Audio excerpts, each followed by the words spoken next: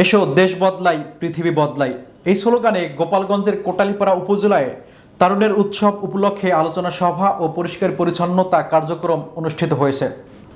বুধবার উপজেলা পরিষদ হলরুমে সমাজসেবা কার্যালয়ের আয়োজনে উপজেলা নির্বাহী অফিসার শাগুপ্তা হকের সভাপতিত্বে অনুষ্ঠিত আলোচনা সভায় প্রধান অতিথি জেলা সমাজসেবা কার্যালয়ের উপপরিচালক মোহাম্মদ হারুনুর রশিদ, উপজেলা স্বাস্থ্য ও পরিবার পরিকল্পনা কর্মকর্তা কুমার মৃদুল দাস, উপজেলা সিনিয়র মৎস্য কর্মকর্তা এস.এম. শাহজাহান সিরাজ, উপজেলা সমাজসেবা কর্মকর্তা রাকিবুল হাসান শুভ, উপজেলা পল্লী উন্নয়ন কর্মকর্তা আবু তাহের হেলাল, রাজিয়া খাতুন, কওমি মহিলা মাদ্রাসা ও এতিমখানা প্রতিষ্ঠাতা পরিচালক মোহাম্মদ বশির বিন শামসুদ্দিন, প্রেস ক্লাব কোটালীপাড়ার সাধারণ সম্পাদক সাংবাদিক গৌরাঙ্গ লাল দাস, শিক্ষার্থী হামিম বিশ্বাস সহ আরও অনেকে বক্তব্য রাখেন।